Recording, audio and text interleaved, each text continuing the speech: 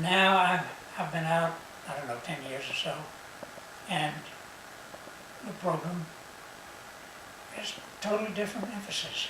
They're not seeing very much craniofacial surgery. They're doing a lot of microsurgery, Yeah. of course. But the burn unit is not as important as it was in the program. So depending on the emphasis of the staff, what personal interests they Yeah. have, then it shapes the residency program. How many chiefs have you trained? I think it was 42. As I look back on it, and you'll all have to make this decision someday as to when you want to retire.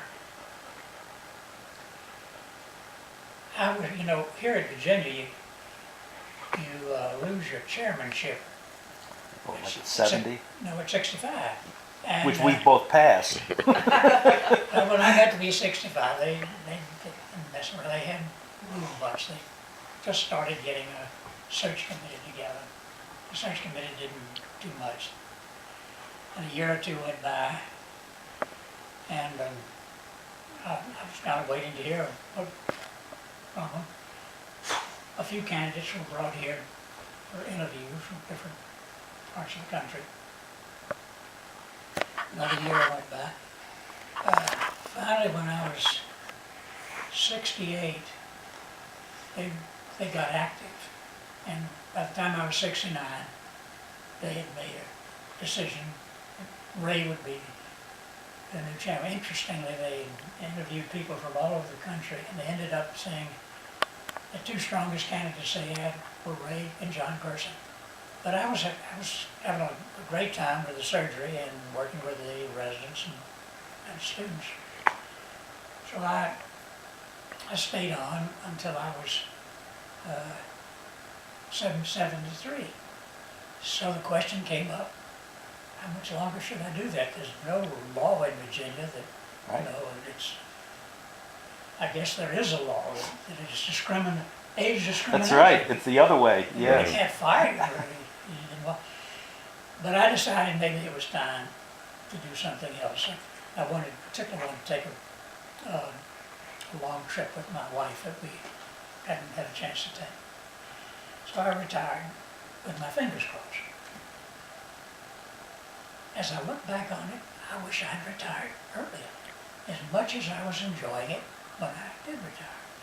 And I say this because to find that there's so many, that you have time to do things you never had time to do while you were working actively in practice.